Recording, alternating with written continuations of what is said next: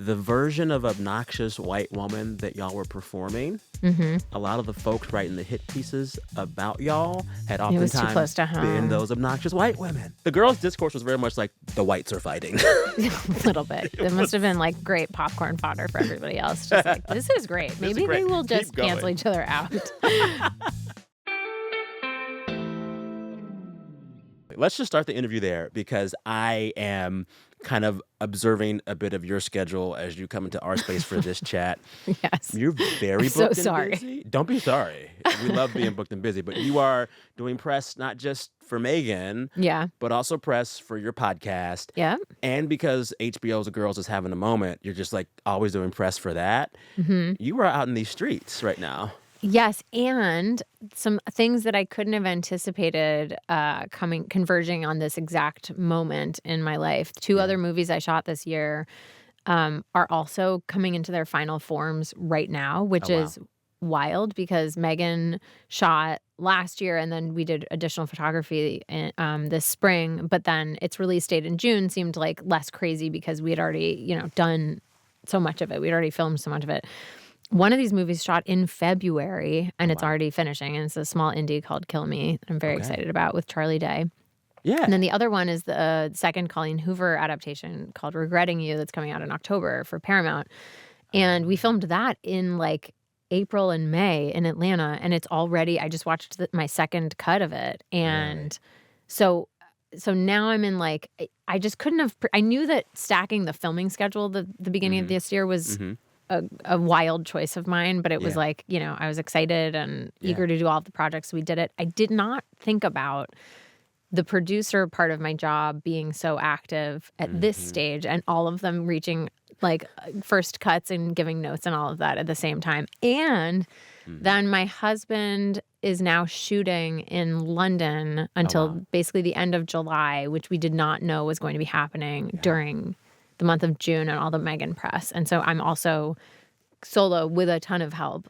Important. We need to start saying that actresses and actors. We need to talk about how much help we have.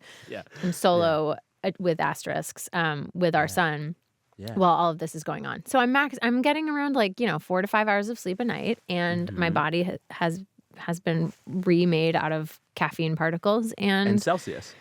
Well, specifically Celsius, whatever that is. It's a metric system we don't use, a measuring system we don't use, and probably should because like it would just be so much easier if we were all on the same page. But that's a different conversation. But anyway, yes, I feel so lucky. I was just having this pinch me moment. Like I have them all the time. That this gets to be my life and my job, and the things that are hard are things like missing a person that I love, that I'm in a relationship with, and missing my son, and like feeling like I'm working on too many things at the same time that I care deeply about. Like those are champagne problems, I like that. as they say. I love your perspective. I also feel like there are two kinds of people in the public eye. They gain energy from doing the gauntlet you're doing, or they absolutely hate it. I feel like... And I'm sure you love the latter vibe in an interview. It feels like you're okay with it, though. I am. It's funny because I feel like I always say that it's somehow connected to having two journalists as parents. And I'm sure part of that is true, where there's just like I have a fundamental comfort with and familiarity with journalism and interviews and I don't know what it all entails. I also always thought about this part of my job as being like fully a third of my job when I started acting. So I always thought about prep as one stage, like actual production as a second stage, and then the third stage was promotion and post-production and editing and stuff. And I think setting that expectation from the beginning meant that this doesn't feel like an imposition. It just feels like I'm finishing the thing. Yeah. And also there's a lot of it that appeals to my personality profile because like launching something into the world is the last chance you have to get your fingerprints on it and like help make sure that people understand what it is and are interested in it and feel like there's been,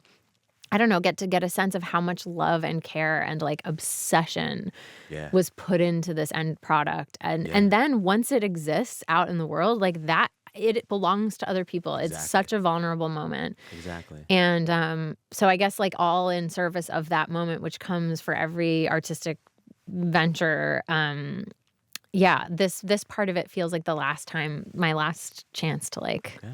yeah, Yeah. put in my 2 cents. Put in the 2 cents. Let's put in Yeah. some 2 cents Let's on do it. M3GAN. Let's Okay. just talk about this. So I mean, I, like every other gay in America, was obsessed with this movie from the minute I saw M3GAN dance her way evilly into all of our hearts. Yeah. But I had no idea it would become such a cultural phenomenon. Did you? I hoped. Yeah. I don't do a lot of I mean, I just listed like a gazillion projects I'm doing, but that aside, like I really don't do very many things. My IMDb is pretty short compared to like what you might I don't know. I've been around for a minute. Yeah. So But you think it's tasteful and curated, which I like. well, I just like I find the experience of being part of something I don't believe in to be like soul crushing. Mm, And so I try to avoid that at all costs because I'm not very good at doing that. mm. And I'm sure that I don't know, I'm sure it would be good in so many ways to just like say yes to things and do them for the sake of doing them or for just money or whatever the other reasons are to do work. But I am privileged enough to be able to be selective, and I feel like when I signed on to do the first M3GAN, there were a lot of reasons before I even read the script that made me want to do it. Like it was Really? Blumhouse and Universal again, which had been the team for Get Out. So I felt like it was Ah. coming home kind of, and it felt like it Ah. would be a safe creative environment. Mhm. And Jason Blum reached out individually to be like, Okay. we need you for this. And I mean, that was so smart of him because my ego immediately was like, oh my God, come on. I mean, do you really? I guess you do. Okay, fine, I'll do Yeah. it. Yeah. Then I read the script and I read it in one Metro North ride from the city to Connecticut. And I just Really? was like on my iPhone, like Wait, you pinching the read the M3GAN script screen on your iPhone on on the my train? iPhone. I didn't, not even not a tablet in sight, just my full iPhone Yeah. with my, I guess, better than vision. I feel like already that would be hard for me to do. And I couldn't stop. I opened it thinking I would read it later on a real reading device, and then I Mhm. was like, no, I'm just in now. I'm reading the script. Really? And what it felt to me was that it was like resonating with the conversation that a lot of my friends that had kids that were slightly older at that time were terrified about was how are we going to handle and how are we handling our kids' relationship to technology? Like Mm. this is something we have to like have conversations about and figure out. And also it's very vulnerable because I don't want to admit it, but sometimes it's so helpful to have this Yeah. technology interfacing with my Yes. kid and that feels shameful and blah, blah, Yeah. blah. So then I get the script that sort of takes that idea and then exaggerates it and puts it in the framework of something that is in a Wonderfully absurd. really funny, like Yes. tonally super specific world, Yes. campy, self-aware, in on the joke. But it also has like totally real, resonant, grounded themes. So you're reading the script for the first M3GAN. That is now several years ago. Yeah, All of the technology that was a concern then is even more of a concern now. So what's it like doing totally. M3GAN 2.0 when AI alone has matured so much in the last few years? We now have like Kim Kardashian, Elon Musk, Tesla robots. I mean, what's wild is that we no longer have to really explain what AI is. In the first Yeah. movie, there's like full dialogue about like, here's what this is, here's what a learning model is. And now that can all like, we're good. We all use it all We the know. time. It's the Yeah. first thing that shows up when we Google something. And when we're not Googling something, we are asking ChatGPT something. And so Mhm. it feels like we're at a point now where that's all sort of a given. The thing that was hard about this movie was staying ahead of current technological progress because like we try to be ahead of it a little bit because that's more Yeah. scary and more uncanny. It's less Yeah. pleasant to sit in a theater and watch something that's fully possible now. Mhm. So that was a bigger challenge, but mostly it was just nice to be able to deal with themes that we didn't also have to explain at the same time. It saved time and page space. Like we could Gotcha. just get into the more Skip the ethical, exposition. moral. Let's just go. We're in Kind it. of. I Yeah. mean, yeah, we still had to get into some of the like more meaty ethical and moral dilemmas around AI, which are kind of the central questions of the movie and Mhm. are extrapolated into a framework of parenthood, I would say. Mm. And that has really stuck with me. Like making Say this more. movie has fundamentally altered my usage of AI. I Wait, really? feel, yeah, I really do feel like it is more relational than we want to admit. I'm not ascribing sentience or it's hard to talk about because the words we have for this are super limited because it's like we have human words to describe what feels like a human phenomenon. Exactly. But like, I don't know. I feel like we are in a relationship with the AI that we use, with these algorithms that is not as simple and one-sided and unidimensional as it would be easier to comprehend if it were. I mean, that sentence went into word salad, but hopefully you understood what I was saying. I did. And it makes me think of kind of a glut of movies now that are dealing with AI and the moral implications. I really enjoyed a few months ago Companion. Loved Companion. It was so good. And it's also raising these larger questions. It's like we are creating these things that we say is technology and machines, but once a thing that's made as a machine and technology functions for so long with human characteristics, is it kind of just human whether we think it is or not? You know what I'm saying? Yeah.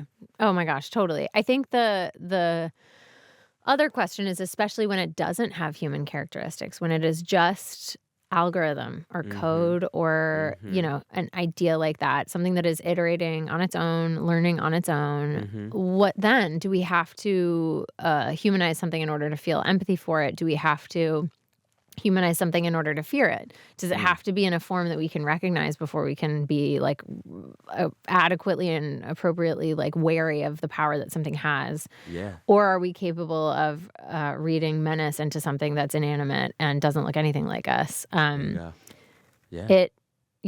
so this conversation got heavy quickly. I promise that what's funny is that this movie is actually just an extremely fun ride. And then about like 2 days later, you're sitting somewhere thinking about it. And then you realize that you actually do need to kind of be a little bit more critical in your thinking about your usage and relationship with AI. Yeah. It ain't just dolls dancing. But there's that. We have some dolls dancing. Yes. We have it, but it's not just that. Yeah, exactly. What is the biggest way that doing the two M3GAN movies has changed the way you interact with AI day to day? I have a technically one-sided relationship with them, but I do talk to them. Really? Not at length, but I just always say thank you. Always express gratitude. Yep. And I don't fuss at them. I don't fuss at Alexa. No, I would like, never. Hey, I'm Miss very Alexa, protective how you of our doing little today? our little robot. I'm always like, get out of her way. Our son named her Panagana. You have a little robot? A little D-Bot vacuum. Oh, yeah. It's a, little cleaning. We've got a white dog with black floors. I don't know what in the interior decoration we were thinking. It was like that when we bought the house, and the dog was like that when we bought the house. So it was just sort of like, this is our life now. Yeah. After about 20 minutes in the house, we were like, yeah, we're going to need backup for this. This is going to be a daily. Now, so I always say thank you. We named her. She's her gendered. Okay. Panagana. Panagana. That is Arlo, my son's name. He came up with it at like 2.5 without hesitating, like as if she had told him in a quiet moment. It was just like came to him immediately. I took a ride in a Waymo for the first time last week, and I said thank you.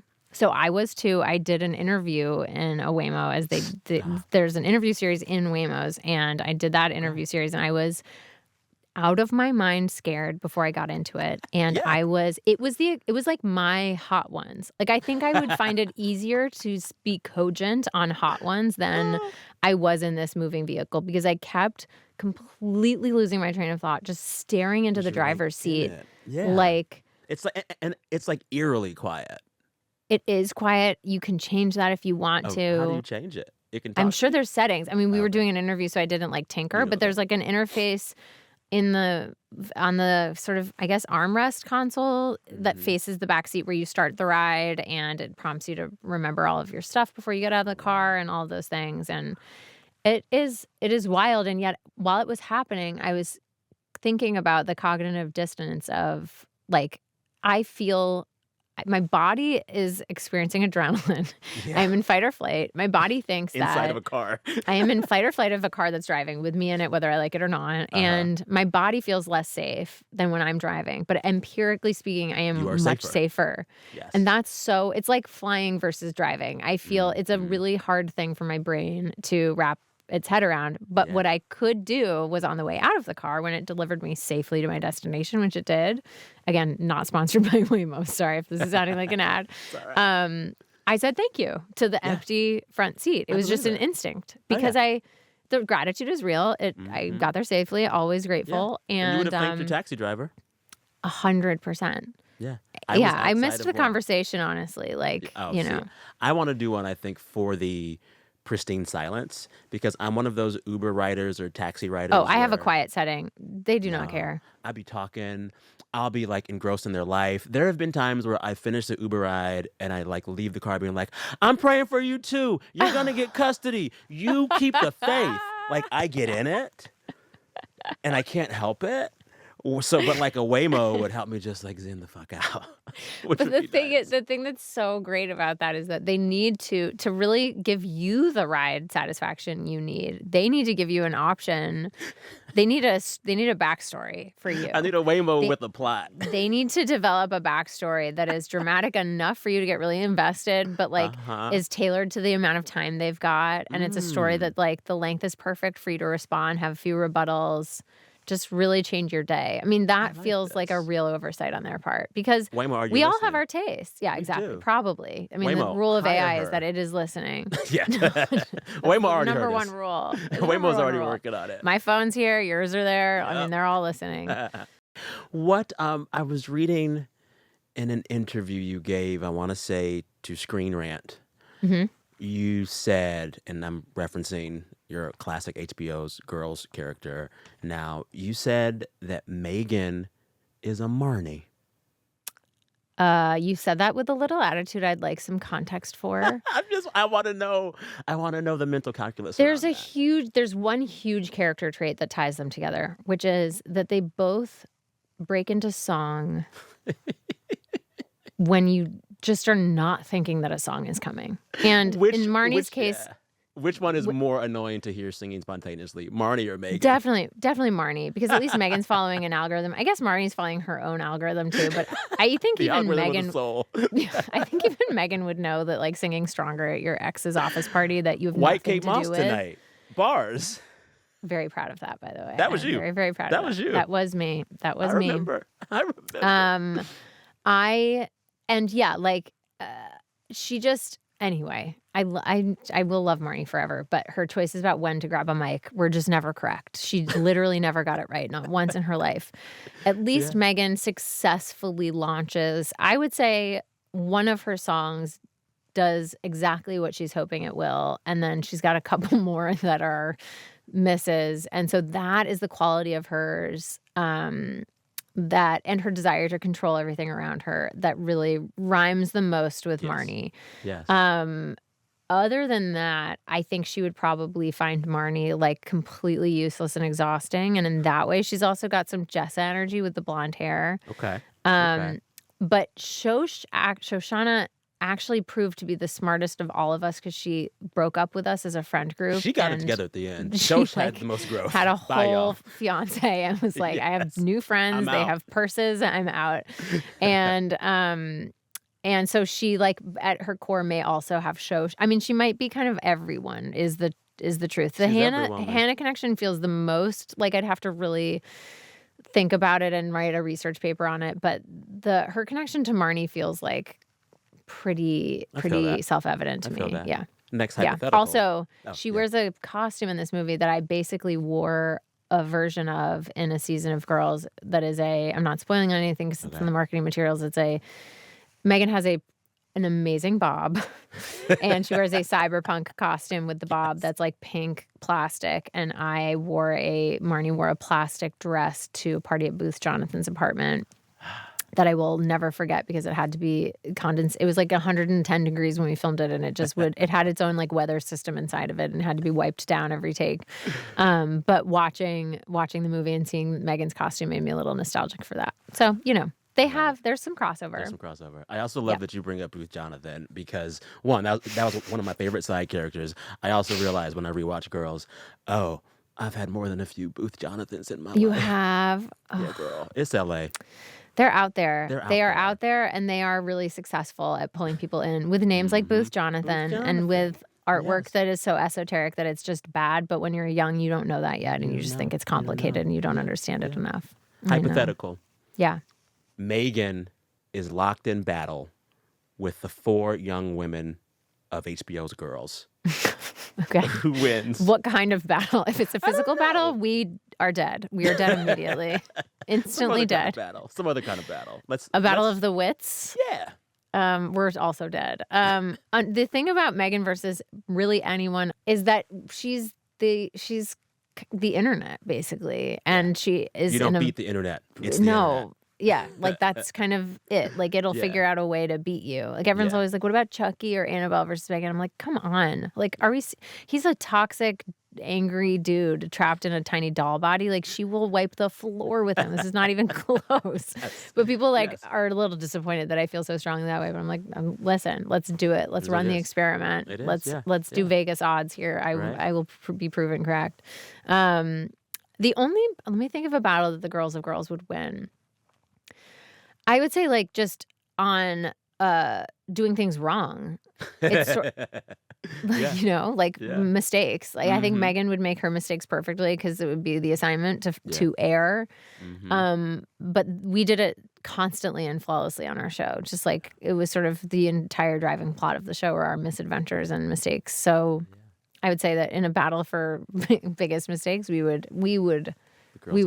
That would be we would have the W. You have done now 2 M3GANs.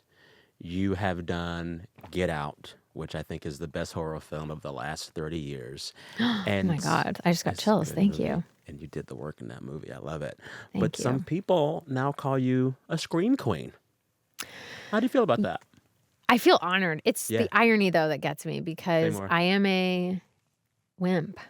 I am a capital W bona fide wimp. I can only watch horror movies on planes. Wait. It's the only time I can watch them. Hold on. Allison Williams, queen of horror of our time, can only watch a horror movie on a plane. That's it. If I watch it at home, I will not sleep for I'm not exaggerating. I won't sleep for 2 weeks. Oh, wow. When I started working with James Wan, I watched The Conjuring for the first time, which I'd never seen because I was like, I need to, pay respect and see his work. And it messed me up for so long. Oh yeah, I could not.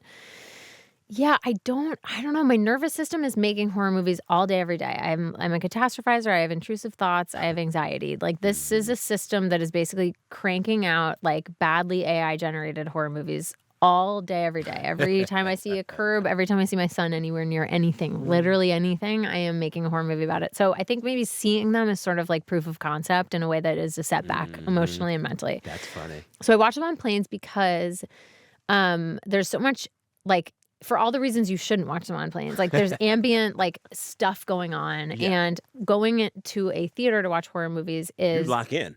It's dark. Yeah, it's you're quiet, in there. It's exactly. There. Yeah. And I have done it, and I will do it again, I'm sure. But my favorite way to really appreciate horror movies for their filmmaking and all of it is to watch it on an airplane so that my nervous system can be quieter and I can actually just watch the movie.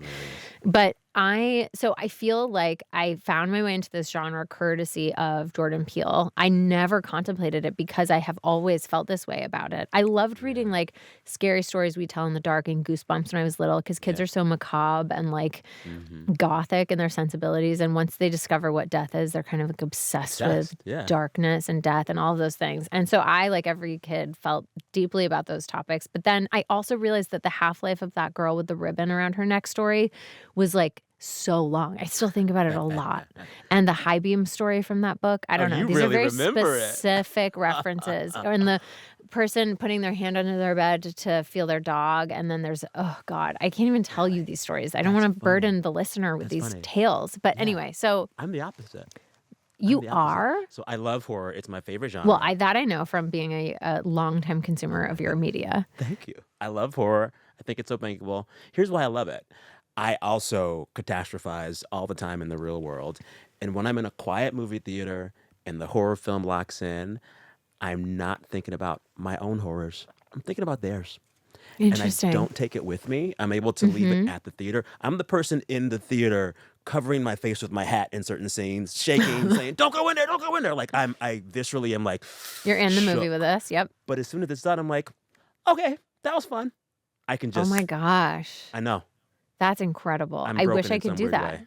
You, No, you I seem think more human. no, my operating system is I don't know. I wouldn't say unbroken. I think that's kind of the dream scenario because when Yeah. I talk to people who love horror, that's the same experience they describe. And we get notes when we screen these movies that are PG-13. They're like, "I wanted more gore." And I'm like, "What?"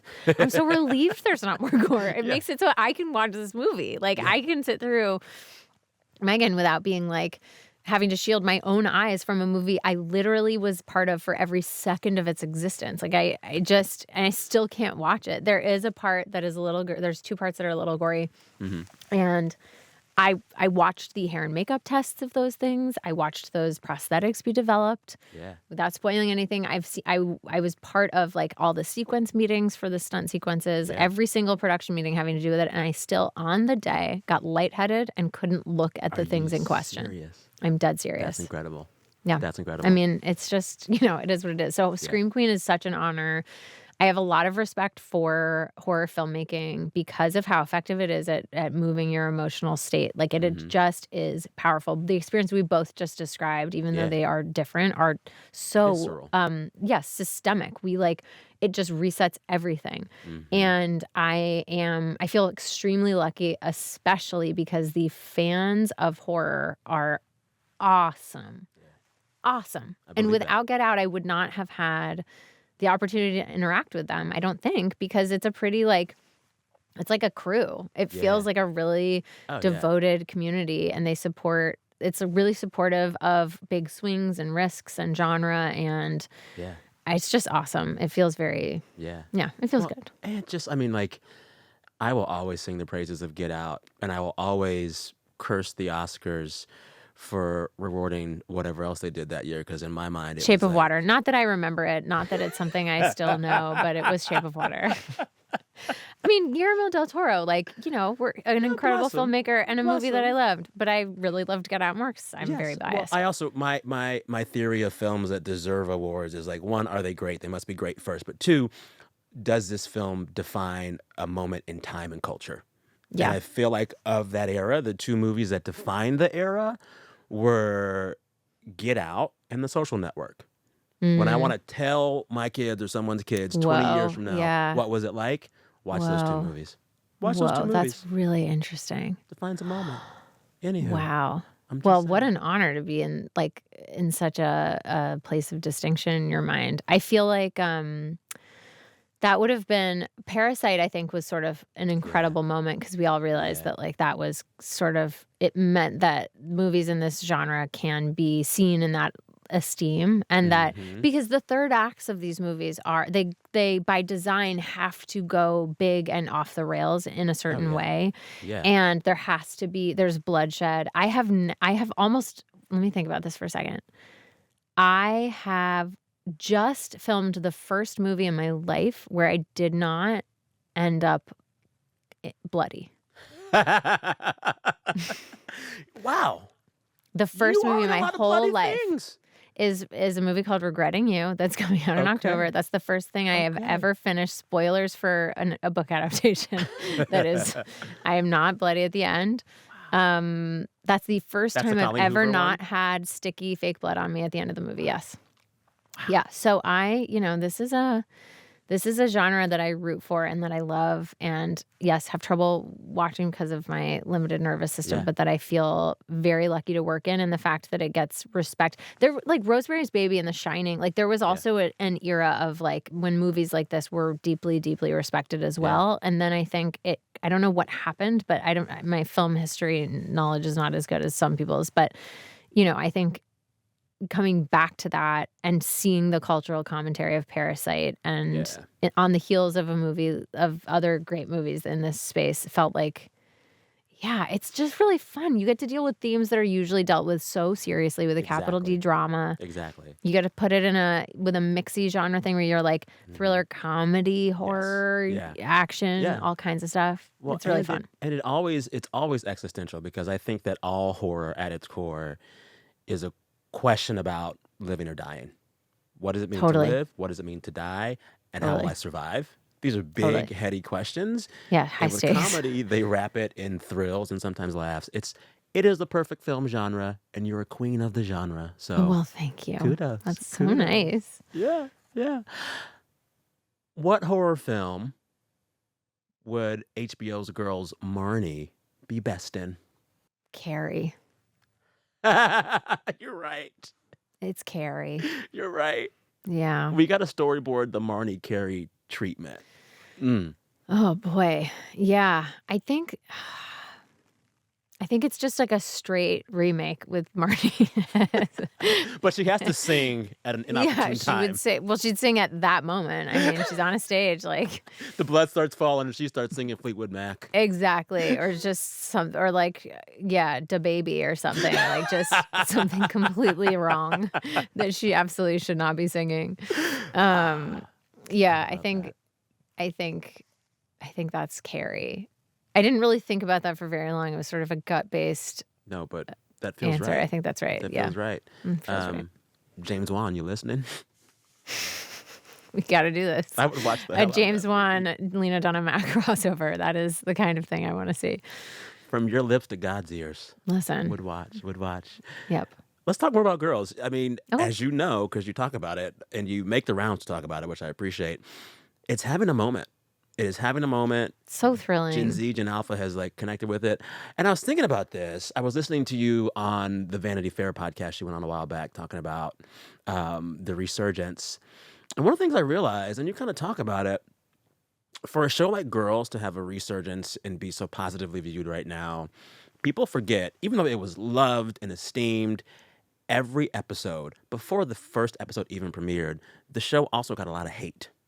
Oh my In God, it got so hindsight, much seems kind of sexist. coverage. And so much coverage. Yes. Yes. Well, you said in the Vanity Fair podcast that like people, young folks today don't understand. Like there was still some semblance of monoculture back then. Yep. So the episodes ran Sunday nights, and on Yep. Monday mornings there were 30 think pieces.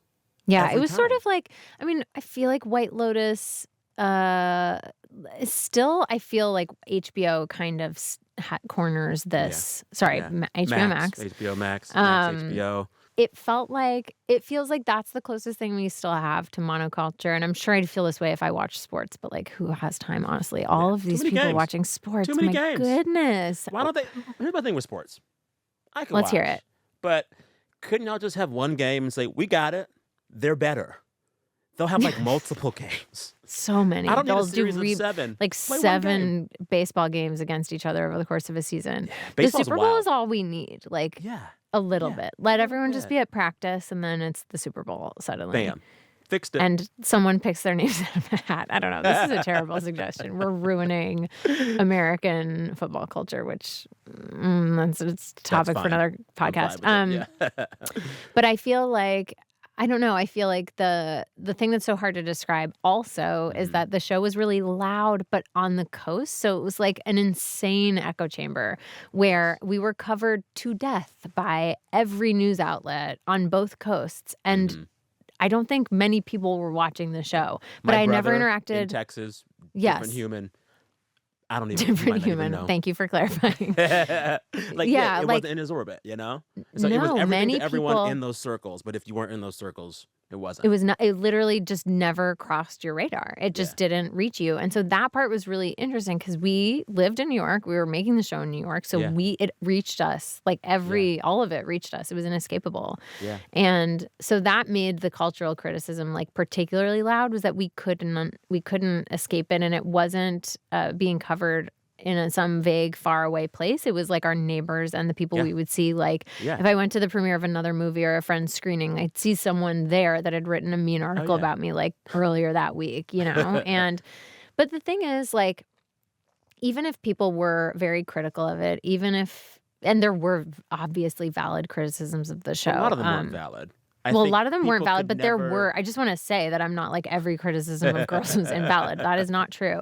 But what I will say is that I knew then already, I don't know that hate watch existed yet as a phrase, but I still felt like, you know, in school when someone's just going to extra lengths to be messy about you and bullying you, and you're like, Mhm. I'm on your mind. Yep. So this is a Yep. you thing, really, because Well, I'm just yes. living my life, There you and you go. are just you will not leave me alone, Yeah. and that is more of a reflection on you than it is on Well, me. and that is, I think, in large part because the version of obnoxious white woman that y'all were performing, Mhm. a lot of the folks writing the hit pieces about y'all had It was too close oftentimes to been home. those obnoxious white women. Yeah, it was really I think The that girls' part discourse was very much like the whites are fighting. a little bit. It It must have was been, like, great popcorn fodder for everybody else, just like, "This is great. this is Maybe they great. will Keep just cancel going. each other out." Um, the thing that felt really special about it was that we were living it while we were making it, and I think that's also what made it hard for people to enjoy that were our peers. For Mm, my friends, like, just I can only speak for, like, the people that I talk to mhm. about it. For my friends, it's been much easier to enjoy from the vantage point of our 30s Oh, than it yeah. was when it was airing back Oh, then, yeah. which was exciting because these were, like, my best friends from, you know, infancy, basically, and they were Yeah. like, "Oh my god, our best friend is on an HBO show. This is crazy." Pretty cool. Yeah. Um but now it's really, like, a lot it's some of their, like, comfort shows because they're just like, "This is so fun and so far away, and it can't hurt me anymore," like my Yeah. 20s in New York. This is, like, a Yeah. nostalgia feeling rather than a Totally. proximate one. And then Yeah. for the younger generations, like, that's not their world. Like, they don't Way live in a different. world where the Yeah. biggest conflict is rent or am I gonna sublet this or am I not? Or is this guy who's a dick to me, like, such a dick to me that I should stop seeing him or whatever? Like, we are dealing with, like, fundamental freedoms, and it's not like that stuff Yes. wasn't happening back then, but it But it wasn't feels so much more as it present now. for the white women of the world, it wasn't knocking on our doors as loudly, and so it feels like this is a show that people can watch where, those were the stakes for our conflicts, and those human level stakes are and conflicts are always happening in life, whether or not the Mhm. backdrop is as dramatic as it is right now. Mhm. And so it's a show that just sort of isolates that part of being alive and being in your 20s and just dives into it to the Yeah. exclusion of, like, no one's wearing a COVID mask and there's no, Mhm. like, you don't get the feeling that it was made in the 20 minutes post George Floyd's murder and, like, all of those things, Yeah. you know? It just feels like it's just navel-gazy because it's a stage of life and a demographic of woman that was just Mhm. navel-gazy at that point, and Yeah. it's just doing that and not trying to do much more, Yeah. and there's something about that that's easier to enjoy Oh, now, yeah. which isn't shocking to me. Well, and Girls happened at that perfect moment before the infinite scroll and algorithm and social media crapped up our lives. Yes. Like the years of Girls, we had smartphones, but they weren't as smart as they are now, and we Mhm. weren't as attached at the hip as we were. And you feel that freedom in all the plot points, all the plot lines. You don't see smartphones a lot in the show. No, it's true. It was like, it was pretty nascent. I think when I started on the show, I still had a BlackBerry, which for the Wow, young people listening was you was don't the need to know what best, it was. the best device. It was It had a the keypad. It best. had a It had keypad. a clicking, Come like, on. keyboard, and you'd just Yes. be like, "Tick, tick, tick, tick, tick." Now, I will say one criticism. It was Mhm. loud. That shit was It loud. was very Like, you loud. couldn't tap out a surreptitious text Yeah, next no, to someone who no, was you were asleep. You had heard. to you were heard, it was a choice, you were making a statement. You couldn't text during a meeting, like, absolutely not. It Different would be time. like having your phone on loud, like, all the time. It was just noisy. The kids don't know. It Um was hard for a while. it It was was hard out hard. there. There was Mhm. T89 or T9 word. Yeah. T9 word was like you oh god. It's like whatever. This is boring. Anyway, I get I'm it. also It's not boring to nostalgic for me. all of it somehow. Yes. But anyway, I want the small Nokia brick phone back. oh my god, to Also a play pinnacle. Snake on one of those Yes. again. You could write your own little like theme songs on the thing. It was so That's good. You could right. make songs on the phone. Oh. That's right. I remember that. Mhm. Mhm. Was it better? It might have been better in some Might have ways, been but better. I think I remember on the episode where we all go to a party in Bushwick. First of all, I was made fun of constantly by Lena and the show's producers for being obsessed with logistics, which is how I'm continuing to be a producer. I'm always like, what month is it in this Yeah. movie? And how many days, like all of these things are usually handled by like the script department and Yeah. Yeah. but I'm obsessed with these. I'm like, how many days are passing in this movie? How did these people know to meet at this place? Whatever. And I've Mhm. like basically forced the line, I'll drop a pin Yeah. into the show because I would not shut up about how 'Cause Marnie how was do they going to get there? find Lena Yeah, at this in the random middle warehouse in of Bushwick. exactly from a warehouse in Bushwick to like train tracks in Yeah. Bushwick. How was she Yeah. going to find her? And I was like, we've got to, and that's like one of the few that and the famous emojis that show lists are like some of the few tech references that I can recall. Yeah. But yeah, it was like, I think also it was peak blog culture. And so reading breathlessly whatever Jezebel and Gawker was writing to cover the show and whatever Vulture was writing and, all those places. And then occasionally Emily Nussbaum would cover the show in a long form piece. Like it just felt very, I don't know, it just felt so monoculture in a way, but just for the coast. Just for the It coast. was really, I can't emphasize enough that it was. Yeah. It's also it's funny to hear you mention Gawker because I think it's like Oh, they were so cruel in they particular. were They were so cruel. and we're in a different era, I think, of media criticism. Yeah. Now a lot of these outlets are inherently just kind of nice, and the meanness comes, I think, from like the anonymous trolls online who are always online. But it's hard to overstate to the Gen Z or Gen Alpha kids watching Girls Now and loving it how nasty some of the writing could be about y'all. Nasty. Particularly for Lena. I just want to say, like, she was in the crosshairs a lot for having a fully normal body, and it just wasn't a body that had been built for the male gaze. And for that, she was pummeled to the ground by so many people. And even if they weren't explicitly saying that, that was so often what was like the fuel for the criticism and the vitriol. And also just it's Schadenfreude. Like it's just people who are jealous. They're jealous. They were just jealous. She was a full-on like 24-year-old who just... It's a damn good show. And she made it. It's a really good show. And she did a really good job. People forget how incredibly she advanced as an actress every season. I remember there's a scene towards the end where it's like her Oh my God, and Adam in the diner and she that gives it all with scene her when eyes. I picture her little quivering lips, I just like it makes me cry every time I think about it. That scene is incredible. I can't take on that at all. Yeah. No. There was also this weird thing happening with you as Marnie, with her as Hannah Horvath, with all of the characters. A lot of the media criticism of that moment could not take into account that y'all actually weren't those people. Y'all weren't those people, and everyone wanted to just like imagine that it's not as obnoxious as the characters were, that y'all were as well. And it's like, no, they're not. I know. They're different people. That one I still don't fully get. I've talked about it a lot. Yeah. I didn't really feel comfortable talking about it while the show was airing because I also just felt so grateful to be on the show that it felt like any criticism of the criticism was somehow crying on a yacht, to quote Dave Letterman. That was the first time I heard that quote anyway. That's a good quote. Yeah, there's no crying on the yacht. Love that. I think about that all the time. Yes. I'm like permanently on a yacht. I was born on a yacht. I never deserved to cry about anything, but I wasn't literally born on a yacht, figuratively. Yacht as privilege, et cetera, et cetera. I feel like, I don't know. I would love to read a think piece by perhaps Emily Nussbaum about that, about the merging of our identities. Some of it I understand, like, Lena was open about having written Jessa for Jemima. And so I understand melding them together. I understand feeling the energetic similarities between me and Marnie. Zasha and Shoshana have always been like so different. That one was genuinely baffling. When Zasha talks, you don't need subtitles, where I often did with Shosh. So I don't know. I don't get it. In a way, it should have just gone down like a compliment. Like, wow, we're good at this. We're very good. We're good at this. We're so good at this that they just have blended us with our characters. But it felt mean, and I just can't quite.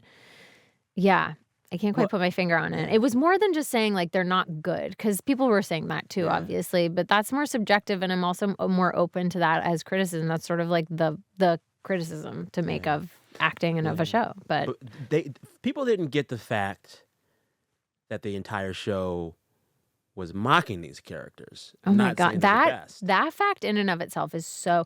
The fact that people didn't know that I knew you were in on it. You were in on it. So people still don't think that Baldan Dowd. Are you a Baldan Dowd follower on Twitter? Baldan Dowd. Oh my gosh, Sam. Tell me. This is a whole community. I am okay. It's just it's in the culture. The whole feed is just sort of like when I feel like I'm behind on pop culture, I'll just Wait, I need to save this now. I'm not going to pull oh it up yeah, now Bald 'cause I'm and working on it. Dowd. Bald and Dowd. Okay. Oh yeah, which Okay. is in and of itself as a Twitter handle Yeah. incredible. Amazing. Like No notes. I want to know the whole backstory. Yeah. I don't actually know what it is. Yeah.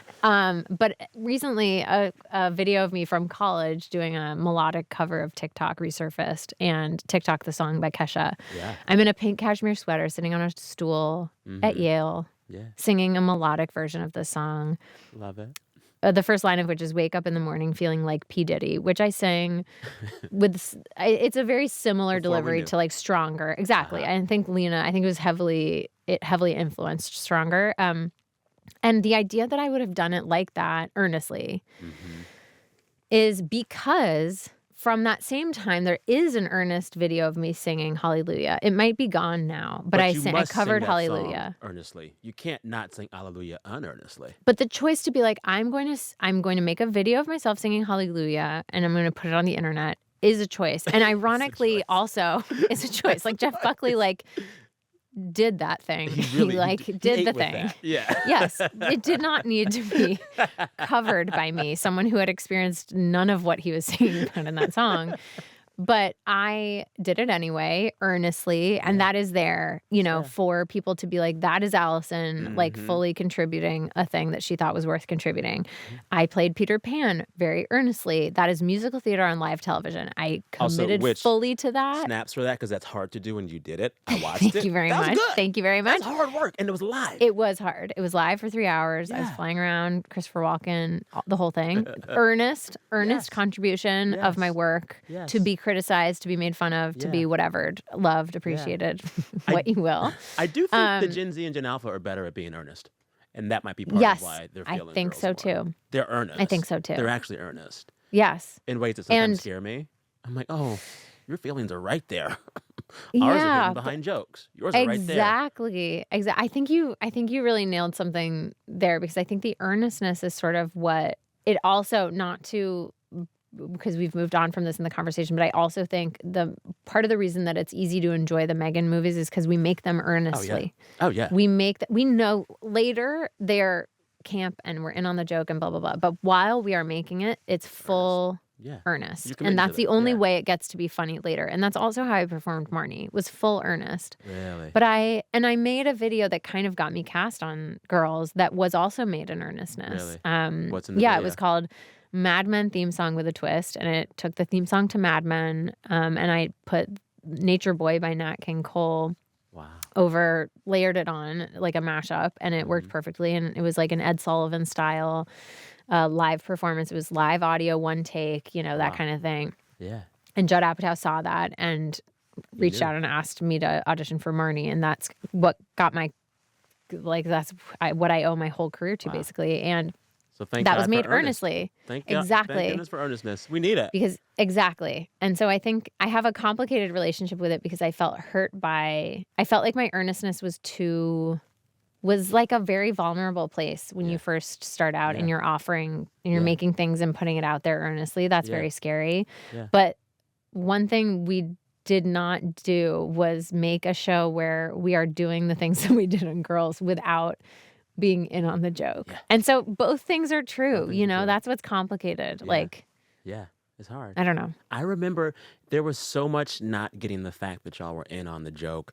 Even the first wave of coverage didn't get the joke. I remember the first episode, Hannah Horvath's character says, "I'm the voice of a generation."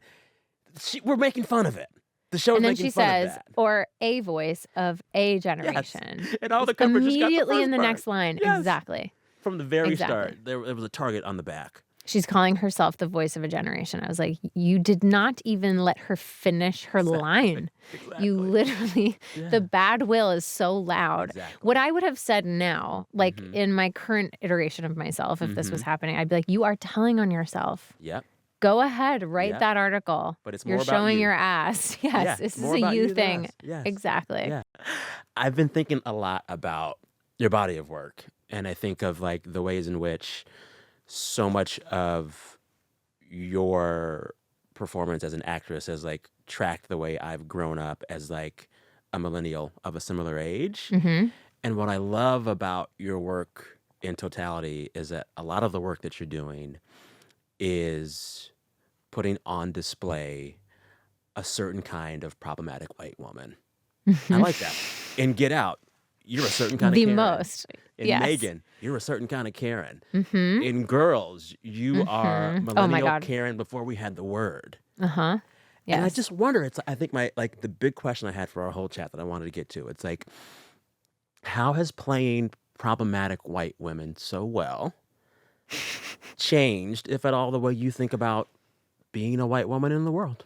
I love this question because it is part of how I choose what to do. Mm. So I would say that one of the biggest, first of all, setting aside like being in a position where you get to be selective, one of the biggest questions I ask myself when I read anything is why me? And that often is like, why me and not someone else?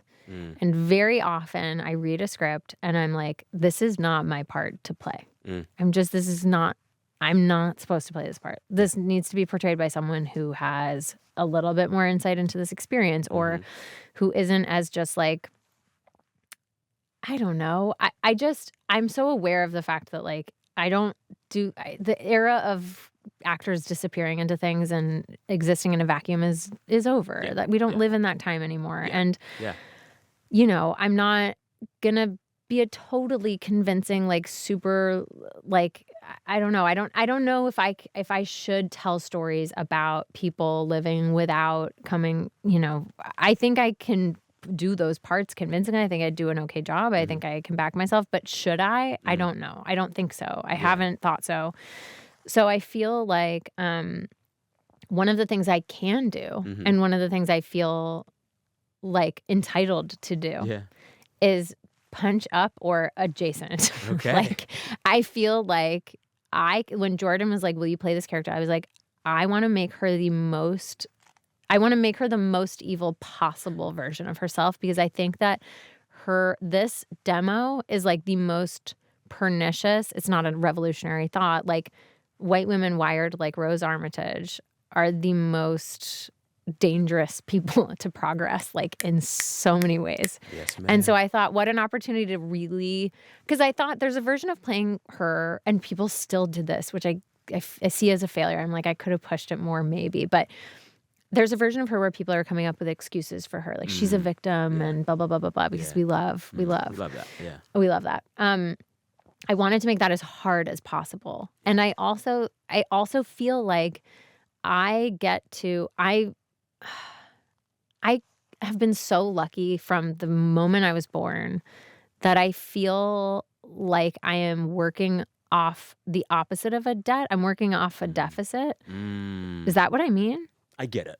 Okay, thank you. Yes. I'm not. Yeah. I'm an actress. I'm not an econ genius. But you aren't in debt. I'm You're working. in abundance. Yes, exactly. Like I am You're in the kind of black. trying LOL. to retroactively earn what I have been given in my life. I feel so lucky. And part of that means that the people I choose to play are people that I feel like I have access to and I can play without taking a part from someone else who should play it, who has greater access to it and who isn't in the position I'm in. Yeah.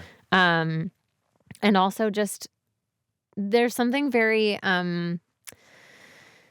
there's something weirdly conceited and entitled about accepting a role of being like, this is mine. I'm going to do this. And I just always want to be able to answer for it about like, why did you think you could do this? Yeah. What about you thought that you could do this? Yeah. And I'm sure I won't do a perfect job. And maybe there are things I'm forgetting that I've already messed this up on. And it's always a practice and we can't get it right every time. But I just try to play people in my on my spectrum, I guess, who on very from A to Z on this spectrum of white women. And I guess so. I also like, what's the alternative? I'm not gonna, you know what I mean? It's just yeah. What else am I gonna do? Yeah. I guess other people try to move through it and out of it and beyond it.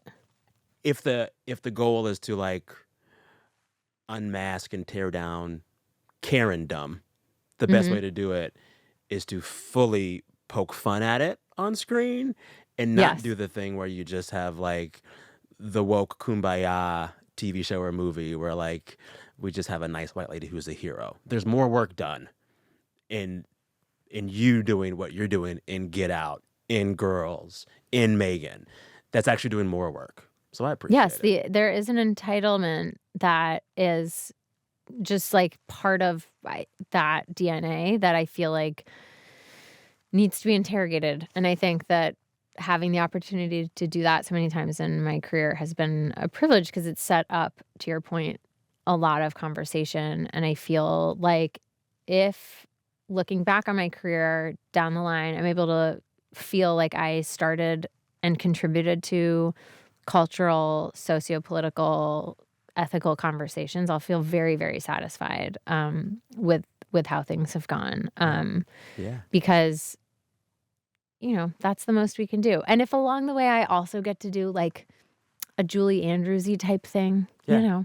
Or a great. doll movie where the doll is an AI killer. Great.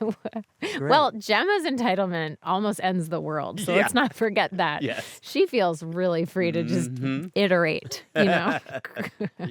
But yeah, I mean, a magical purse and a spoonful of medicine helps the medicine go down. There we That, go. that'd be nice too someday. I am so grateful for you and the work you do and for being such a great human. And I want you to plug your podcast before you leave very quickly. Oh, yeah. Well, if you thought listening to my voice was at all, I don't know, whatever, tolerable, I started a podcast with two of my best friends for like over 30 years. And we talk about everything that this stage of our lives involves. And we are very humbly hopeful that our show will make it harder to feel like pain and shame and inadequacy at this stage of life where everything is really hard. And the three of us are super lucky and well positioned for this stage of life to be like as easy and seamless as it possibly can be. And we still struggle. And so we're kind of like, if the three of us are having a rough time, then everybody gets to have a rough time because like, we're all super lucky. And it's a really good group chat because one of your friends is a therapist, one of your friends is a child educator. So there's like good parenting wisdom in there too. Exactly. Listeners, It's called check it out. Landlines. There's, we talk about adulting. The next episode that's coming out this Monday as we're recording this is about aging and Botox, yay or nay, and all of those things. It's a yay for me, by the way, when I'm not on camera. I hear that. Freeze it all. Let it all take a break. You have not seen this forehead move in this interview. She's on summer break. It's fine. That's allowed. You're looking good. Exactly. I'm Thank you, so grateful Sam. for this It's so time with nice to you. talk to you. Yeah. Thank it's you been for coming a the while. many, can I just say, thank you for the many, many, many hours I have spent listening to you, tell me what's going on, making me feel happy at the end of a day when things were really, really stressful, listening to the voices of your listeners who were sharing parts of their life and like making that feel like a community. I feel so lucky to have been able to consume so much of your work, and it feels like such a privilege to be speaking to you. So thank you for having me. The privilege is mine. Keep up the great work. I love this. Thank Let's you. chat again soon. Let's do it. I'll see you out there. Okay. Thank you, friend. Bye. So much fun.